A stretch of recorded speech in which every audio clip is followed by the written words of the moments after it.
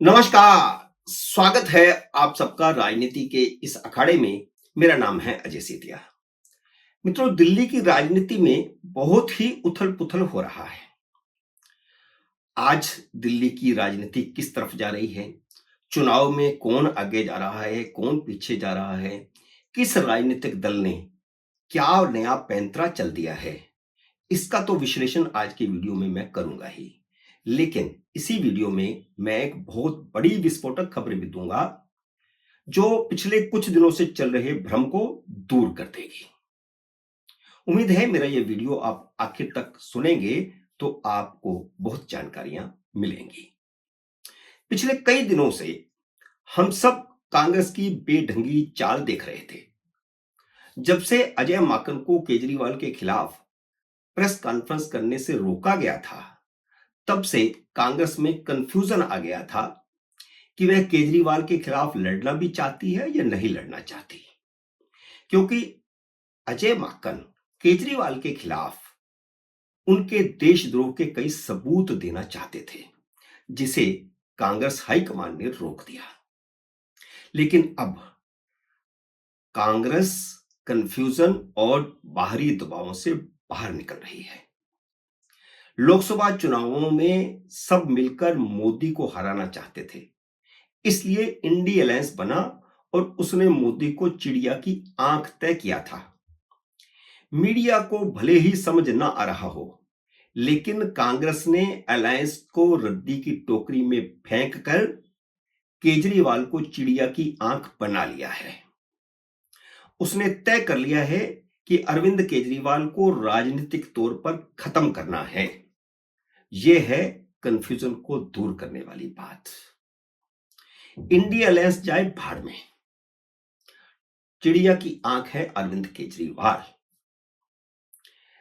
केजरीवाल दिल्ली से खत्म होगा तभी 2027 में पंजाब कांग्रेस के पास वापस लौटकर आएगा। अगर दिल्ली भाजपा के खाते में जाती है तो जाए, कांग्रेस को कोई अफसोस नहीं होगा।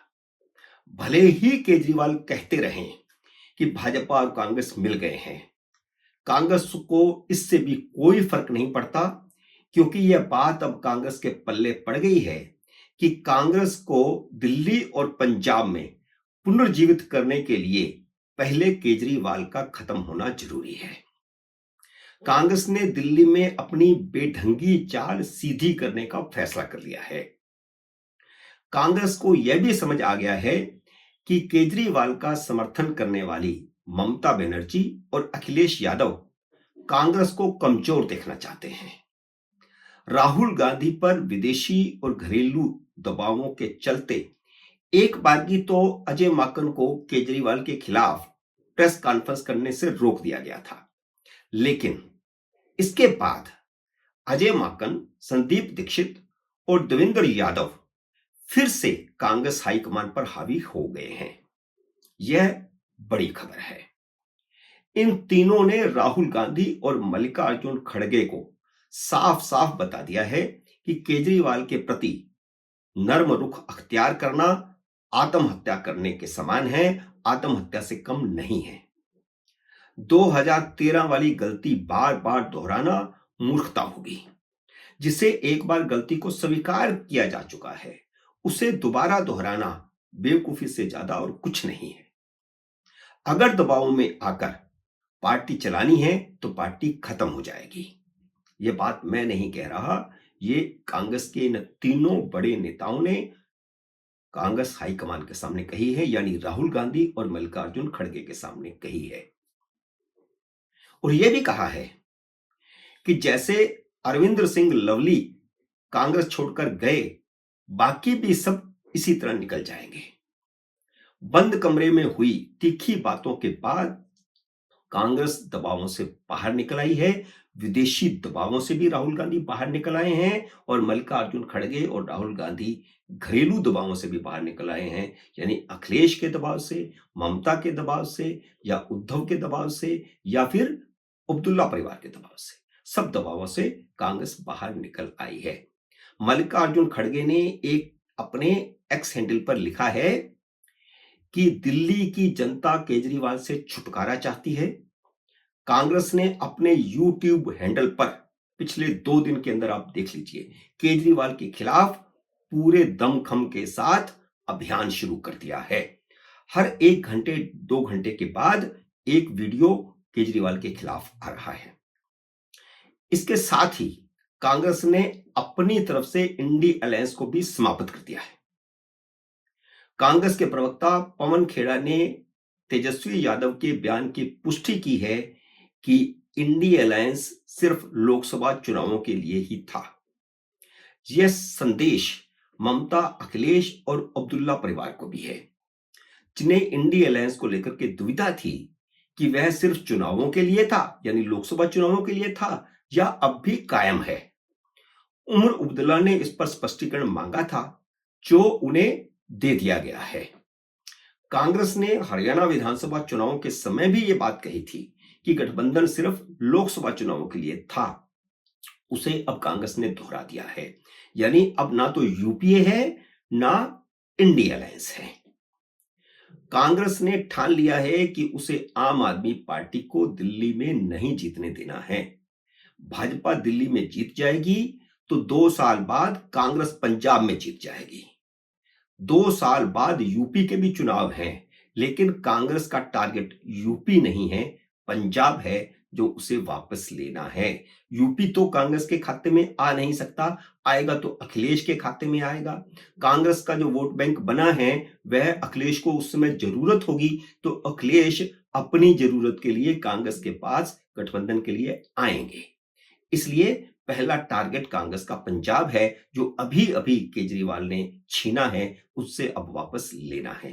तो टारगेट दिल्ली नहीं, पंजाब है। अखिलेश यादव नाराज होते हों तो हो जाएं। अजय माकन को केजरीवाल के खिलाफ पूरे दमखम के साथ प्रेस कॉन्फ्रेंस करने की इजाजत दे दी गई है और आने वाले कुछ दिनों में वह प्रेस कॉन्फ्रेंस करेंगे। 13 जनवरी को, अब यह बड़ी खबर है, 13 जनवरी को राहुल गांधी खुद केजरीवाल के खिलाफ सड़कों पर उतरेंगे। वह सीलमपुर से प्रचार अभियान की शुरुआत करेंगे। कांग्रेस ने 3 कैटेगरी में सीटों की शिनाख्त भी कर ली है। पहली कैटेगरी में उन 8 सीटों की शिनाख्त की गई है जिन्हें कांग्रेस को हर हाल में जीतना है। दूसरी कैटेगरी में 32 सीटों की शिनाख्त की गई है जिन्हें अगर कांग्रेस नहीं जीत सकती तो केजरीवाल को नहीं जीतने देना है। ये 33 सीटें वे हैं जिनमें से 31 तो 2013 में भाजपा जीती थी। इसके अलावा भी 2 सीटें हैं, वह है अरविंद केजरीवाल की सीट, आतिशी मालिना की सीट और मनीष सिसोदिया की सीट भी। 3 मुद्दे केजरीवाल की हार का कारण बनने जा रहे हैं और यह 3 मुद्दों की शनाख्त कांग्रेस ने भी कर ली है, भाजपा ने भी कर ली है और दिल्ली की जनता ने भी कर ली है। पहला मुद्दा है शीश महल, जिसकी कैग रिपोर्ट लीक होने से केजरीवाल कटघरे में है कि वह अगर बेईमान नहीं होते तो उस कैग रिपोर्ट को सदन में रखते। यह एक बड़ा मुद्दा बन गया है जिसका कोई बचाव केजरीवाल के पास नहीं है। हालांकि केजरीवाल के समर्थक यूट्यूबर कैग रिपोर्ट को जो है हवा में उड़ाने की कोशिश कर रहे हैं कि उसकी विश्वसनीयता क्या है। लेकिन अब तो शराब घोटाले की कैग रिपोर्ट भी लीक हो गई है, जिसमें कहा गया है कि केजरीवाल की शराब नीति से 9 महीने चली उनकी शराब नीति। उन 9 महीनों में दिल्ली को, यानी दिल्ली सरकार को 2060 करोड़ रुपए का रेवेन्यू लॉस हुआ। यानी दिल्ली सरकार को तो 2000 करोड़ का घाटा हुआ और यह जो सरकार को घाटा हुआ उसे शराब डीलरों और आम आदमी पार्टी ने मिलकर आपस में बांट लिया। और यह पता है कि पैसा कहां लगा आम आदमी पार्टी का, गोवा के चुनाव में और पंजाब के चुनाव में। तीसरा मुद्दा पूर्वांचलियों का है, जो सारी दिल्ली में आम आदमी पार्टी की कब्र खोदेगा। पूर्वांचलियों के वोट वाले विवाद में कांग्रेस भी कूद पड़ी है। संदीप दीक्षित ने कहा है कि असल में केजरीवाल ने नई दिल्ली सीट पर हजारों फर्जी वोट बनवाए हुए थे, जो अब कट रहे हैं तो उन्हें तकलीफ हो रही है। और यह याद रखना चाहिए कि 26 साल पहले शीला दीक्षित पूर्वांचलियों के सहारे जीती थी। पूर्वांचलियों के सहारे ही कांग्रेस लगातार 3 बार जीती। 2015 में पूर्वांचली और मुस्लिम केजरीवाल के साथ जुड़ गए थे। इस बार पूर्वांचली भाजपा के साथ जुड़ते दिख रहे हैं, इसलिए केजरीवाल परेशान हैं और कम से कम 20 विधानसभा सीटों पर पूर्वांचली जीत हार तय करते हैं। कांग्रेस भी चाहती है कि पूर्वांचली भले ही भाजपा को वोट दें, लेकिन केजरीवाल को ना दें।